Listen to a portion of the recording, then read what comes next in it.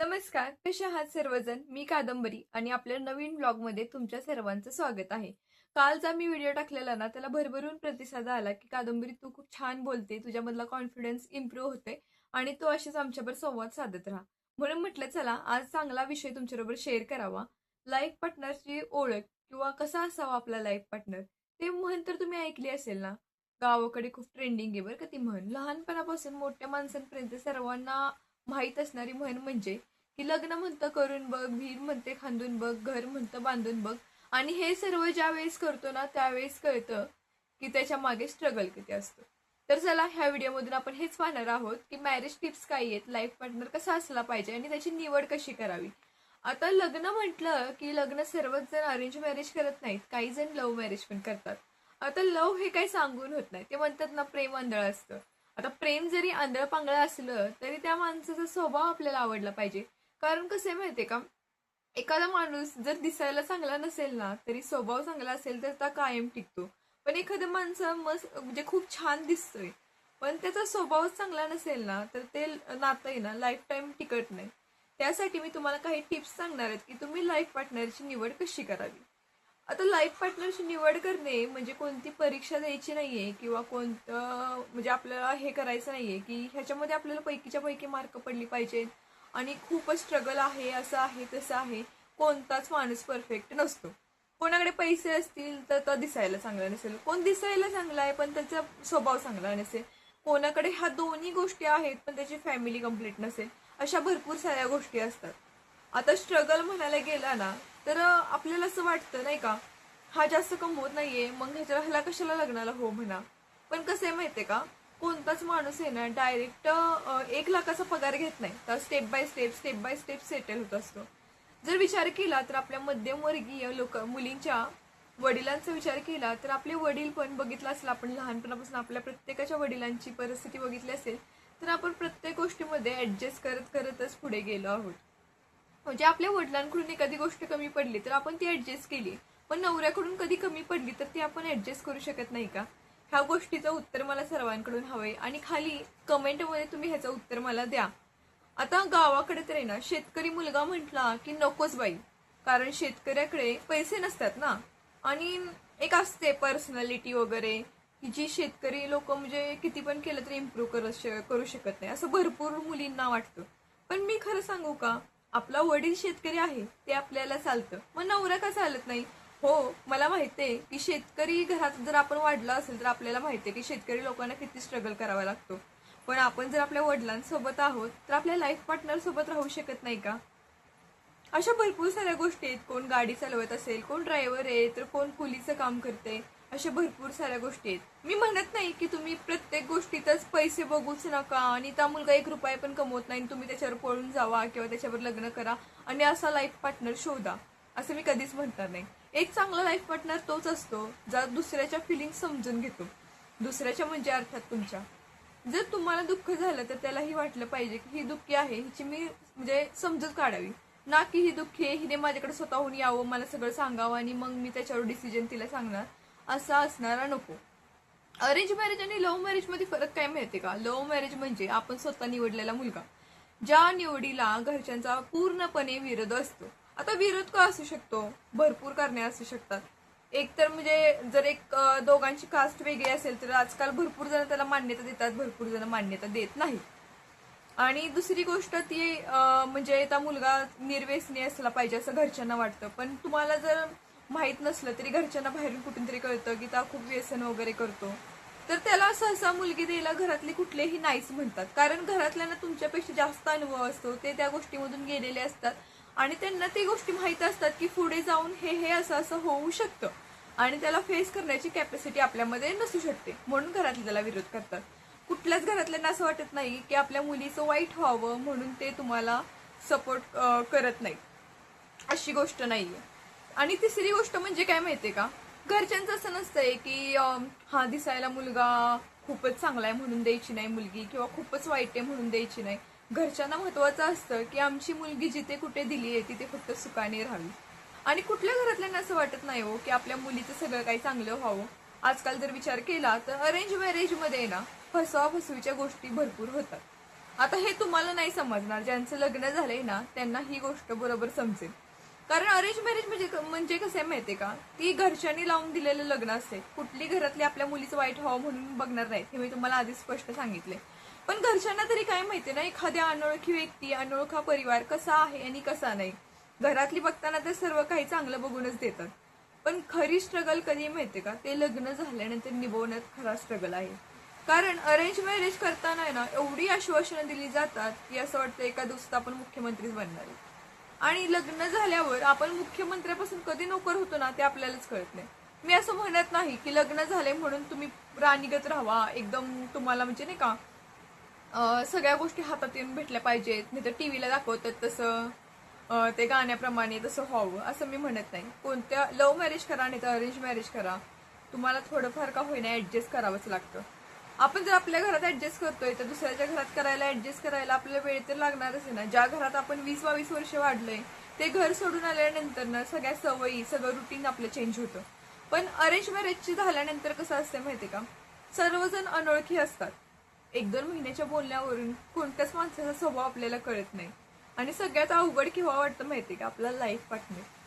आपलं life partner जर चांगला असेल ना, तर त्या घरामध्ये ना प्रत्येक दिवस हा छानच वाटतो. उलट तुम्हाला माहेरी जायला आवडणार नाही एवढं सासरी राहायला आवडेल. पण लाईफ पार्टनर जर चांगला नसेल ना, तर एखाद्या कैद्याच्या आयुष्यागत ते आयुष्य होऊन जातं की धड बाहेर जाता पण येत नाही आणि राहता पण येत नाही, कोणाला सांगता पण येत नाही. कारण घरच्यांचं काम काय असतं, लग्न लावून देणं. लग्न लावून झाल्यानंतर जर आपण सारखे सारखे आपले प्रॉब्लेम्स घरच्यांना सांगितले तर घरातले आपल्याला सपोर्ट करतात, पण एका काळानंतर ते पण वैतागतात की किती वेळा ह्यांची भांडणं सोडवायची, किती वेळा ह्यांचं हे करायचं, ते करायचं, असं करायचं, तसं करायचं. पण अरेंज मॅरेज मध्ये एक गोष्ट असते बरं का, की अरेंज मॅरेज मध्ये बाहेरचे लोक आहेत ना, ते जास्त आपल्या घरामध्ये इन्क्लूड होतात आणि त्याच्यामुळे घरातील वाद आणखीनच वाढतात. तर अशा लोकांपासून आपण लांबच राहिलं पाहिजे, जे आपल्या घरामध्ये जास्त इंटरफेअर करतात. कारण हे इंटरफेअर करणारी माणसं जी आहेत ना, त्यांच्या लाईफमध्ये भरपूर सारे स्ट्रगल चालू असतात. पण आपलं चांगलं कुठेतरी झाले ते त्यांना बघवत नसतं. त्यामुळे त्यांना आपण जरा कुठं म्हणायला गेलो ना, की आमच्या दोघांमध्ये जरा हे असं असं भांडण चाललंय, असं चाललंय, तसं चाललंय, ते तुम्हाला कधीच चांगलं सांगणार नाही. ते तुम्हाला एवढंच सांगणार की तुम्ही दोघं सेपरेट व्हा, असाच आहे तुझा नवरा, तसाच आहे तुझी बायको, अशी आहे तुझी बायको तशी आहे. त्यामुळे तुम्ही ह्या गोष्टींना पूर्ण इग्नोर करा. जेवढं नवरा बायको मधली भांडणं आहेत ना, ती तुम्ही जेवढी दुसऱ्या कोणाला सांगणार नाही तेवढं ते नातं आहे ना लाईफ टाईम आपलं टिकल. आणि जर तुम्ही प्रत्येक बारीक सारीक गोष्ट जर आपल्या कोणाला सांगायला गेला तर ह्या गोष्टी ज्या आहेत ना, जे नातं आहे ते आणखीनच दूर म्हणजे लांब लांब लांब होत जाईल, ना की जवळ जवळ येते राहील. त्यामुळे अशा लोकांना इग्नोर करा आणि शक्यतो त्यांना काही सांगू नका. आणि राहिला प्रश्न आता लव्ह मॅरेजचा, तर लव्ह मॅरेज करताना आपण त्या माणसाच्या प्रेमात पडलेलो असतो, ते त्याच्या स्वभावामुळेच पडतो शक्यतो. तर त्या मुलगा बघताना आहे ना, फक्त त्याचं म्हणजे दिसायला चांगला आहे म्हणून बघू नका, तर त्या तुमच्यासाठी किती चांगला आहे, किती चांगला राहू शकतो, खूप चांगला लाईफ पार्टनर बनू शकतो का, ह्या गोष्टीचा विचार करा. महत्वाचं म्हणजे लव्ह मॅरेज करा, अरेंज मॅरेज करा, मुलगा हा निर्व्यसनी असला पाहिजे. कारण त्या लाखोनी पगार घेतोय आणि दारू पिऊन येऊन जर तुम्हाला मारतोय, तुमची जर सेल्फ रिस्पेक्ट करत नसेल, सारखा सारखा म्हणत असेल की मी कमवतोय, माझ्या पैशावर तू जगतेस, तर त्याच्यामुळे कुठं का होईना आपल्याला थोडं का होईना वाईट वाटतं. आणि कोणाला वाटणार नाही, प्रत्येकाला वाईट वाटतंच. त्यामुळे लाईफ पार्टनर निवडताना निर्व्यसनी तर निवडाच. दुसरी गोष्ट म्हणजे स्वभाव महत्वाचा आहे. तिसरी गोष्ट म्हणजे शक्यतो कास्टमध्येच लग्न करा, ज्यामुळे तुम्हाला कोणत्या गोष्टींना घरच्यांचा विरोध वगैरे सहन करावा लागायचा नाही. मी म्हणत नाही की कास्ट विदाऊट कास्टचं लग्न करा. कारण आपण ज्या देशामध्ये राहतो तिथं सर्व धर्म वगैरे जे आहेत ते जातीभेद न होता त्या सर्व गोष्टी आपण पाळत असतो. आता जर सांगायचं गेलं ना, तर माझी एक मैत्रीण आहे 5वीतली बरं का. तर तिचं नाव ममता आहे आणि माझं नाव कादंबरी आहे. ती जर हा व्हिडिओ बघत असेल ना, तर मला खूप छान वाटेल. कारण सांगू का, तिची कास्ट वेगळी आणि माझी कास्ट वेगळी. 5वीत असताना आपल्याला एवढं ज्ञान नसतं सहसा. आणि माझं नाव होतं कादंबरी अशोक चव्हाण आणि तिचं नाव होतं ममता अशोक चव्हाण. आणि गेल्यानंतर म्हणजे हजेरीच्या वेळेस ज्यावेळेस नावं वाचली, ऐकली, त्यावेळेस कळलं की आमच्या दोघांची नावं सेमच आहेत. मग त्यावेळेस म्हणजे असं वाटलं की ही काय माझी बहीण वगैरे आहे का? नाहीतर असं आहे का? तसं आहे का? खूप तर्कवितर्क लावले. आणि नंतर कळलं तिची कास्ट वेगळी, माझी कास्ट वेगळी. पण खरं सांगू का, आजपर्यंत आहे ना, मी तिला सिस्टर म्हणूनच बोलते आणि ती पण मला सिस्टर म्हणूनच बोलते. इतकं छान बॉन्डिंग आहे आमच्या दोघींचं. तर मी कास्ट वगैरे पहिल्यापासून मानतच नाही. कारण माझ्या मैत्रिणी खूप साऱ्या आहेत आणि भरपूर साऱ्या अशा गोष्टी आहेत की तुम्हाला पण माहित असेल, ईदला वगैरे आपण मित्रांच्या घरी जेवायला वगैरे जातो. ते आपल्या घरी येतात अशा भरपूर चांगल्या गोष्टी आहेत आणि ह्या गोष्टींना मी तर म्हणजे सांगेलच की तुम्हाला की तुम्ही ह्या गोष्टीमध्ये पडूच नका. पण शक्यतो घरच्यांचं एक असतं बघा, त्याच्यामुळे तुम्ही जर ह्या गोष्टीचा विचार करत असेल तर करा आणि तुमच्या घरच्यांना जर माझ्यासारखं एकदम फ्रीली राहायला आवडत असेल तर तशा गोष्टी तुम्ही करा. दुसरी गोष्ट म्हणजे लव्ह मॅरेजमध्ये हा मुलगा फक्त दिसायला चांगला आहे असं मी म्हटलं, की दिसायला चांगलं आहे म्हणून आपण लग्न केले.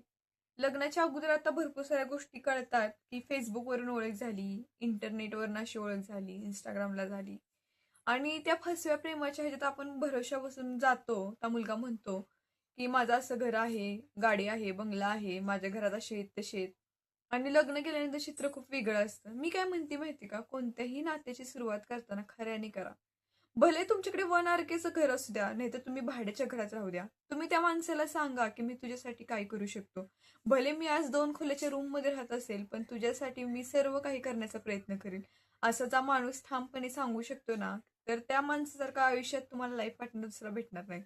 ज्यावेळेस माझं लग्न ठरलं ना, मला आज पण तो दिवस आठवतोय, की मला लग्न करायचं नव्हतं त्यावेळेस आणि अचानक ह्यांचं म्हणजे हे आलं, की आज आम्ही येणार आहे तुला बघायला. तर मग घरी एकदम गोंधळ उडला आणि बघायला पाहुणे वगैरे येणार पहिल्यांदाच. त्यामुळे खूप असं मला पण खूप हे वाटत होतं. मामा-मामी घरी नव्हते. आमची आजी आणि मी आम्ही दोघेच होतो घरी आणि ही सगळी आली, बघितलं वगैरे. तो कार्यक्रम झाला आणि नंतर ना घरातल्यांनी विचारलं, "तुला मुलगा वगैरे आवडला का?" तर मला पर्सनली सांगते, मला त्यावेळेस हे आवडले नव्हते. का तर त्यांची हाईट जास्त होती, माझी हाईट कमी होती आणि माझं वय पण 20च होतं. त्यामुळे असं वाटतं ना, आपल्यापेक्षा खूप वयानं मोठा मुलगा आहे, मग नको लग्न करायला. असं तसं ओळखत पण नाही, काय नाही. तरी पण मग लग्नाला घरच्यांमुळे म्हणजे हो म्हटले मी आणि नंतर मी मावशीला माझ्या सांगितलं, की त्यांना माझा नंबर दे, कॉल करायला लाव. कारण लग्न तर ठरले, पण त्या मुलाबरोबर आपण एक शब्द पण बोललेलं नसतो. त्यामुळे आता ओळखायचं कसं? अरेंज मॅरेजमध्ये हे गोष्टी खूप होतात, की एखाद्या व्यक्तीवर आपण बोललेलं नसतं, बघितलेलं नसतं, ती कुठे राहतात ते पण माहीत नसते आणि अचानक लग्न करून त्याच्या घरी जातोय. तर कधी-कधी विचार केला, की अगोदरच्या काळातल्या बायका ज्या आहेत, त्या डायरेक्ट म्हणजे लग्न ठरलं, की लग्न होऊनच त्यांच्या घरी जायच्या. तर त्या कशा राहत असतील? आमचं लग्न हे कोरोनामध्ये झाले 2021ला 6/6/2021ला. तर त्यावेळेस आहे ना कोरोनामुळे असं म्हणजे कोणाला बरोबर पण नेता येत नव्हतं. त्यामुळे माझ्याबरोबर एक म्हणतो ना आपण संगोली, कुरोली वगैरे कोणच नव्हतं आणि मी एकटीच होते. आणि लग्नाला परत मी हो म्हटले. जानेवारीमध्ये हे बघायला आली. जूनमध्ये आमचं लग्न म्हणजे घेतलं 6-6 तारखेला. आणि लग्न व्हायच्या अगोदर एक किस्सा असा झाला, की ह्यांना ज्यावेळेस मी म्हटलं मावशीला, की माझा नंबर द्यायचा, त्यांनी 2 दिवस मला फोनच केला नाही. आणि मी त्यांना Instagramला शोधलं, Facebookला शोधलं. कुठंच त्यांचं म्हणजे हे सापडलं नाही मला, नाव सापडलं. असं वाटलं, की मी ज्या मुलावर लग्न करणार आहे, तो सोशल मीडियावर कुठंच ॲक्टिव्ह नाहीये आणि एकतर मुलगा शेतकरी. त्यामुळे आणखीन डोक्यामध्ये प्रश्न पडायला लागले. मग म्हटलं मावशीला, की "असू दे, तू त्यांचा नंबर मला दे." आणि पहिल्यांदा फोन मीच त्यांना स्वतःहून केला. आणि नाही का त्यावेळेस एक अरेंज मॅरेजमध्ये असते, की नवरा पण आपल्याला रिस्पेक्टफुली आव-जावं बोलतो. अरे-तुरे बोलत नाही. जसं की लव्ह मॅरेजमध्ये अरे-तुरे करून बोलतात वगैरे. तसं नव्हतं.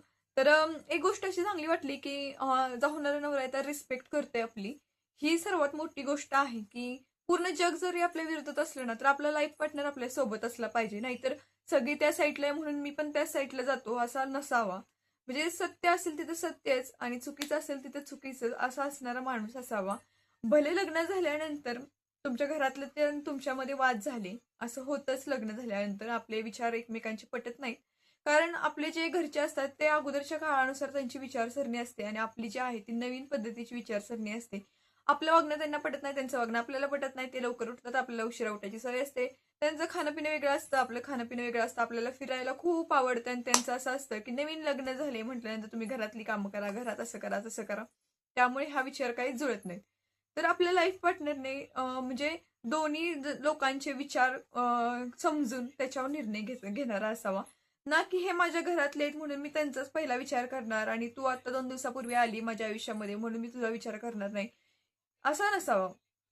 तर ह्या सर्व गोष्टी आहेत. तुम्हाला जर ह्या व्हिडिओमधून ऐकल्यानंतर छान वाटलं असेल तर कमेंट करून नक्की सांगा. आणि असेच व्हिडिओ मी तुमच्याबरोबर शेअर करत राहील. त्यामुळे असेच माझे व्हिडिओ बघत राहा, लाईक करा, शेअर करा आणि हो, कमेंट करायला विसरू नका एवढ्या छान व्हिडिओला. बाय.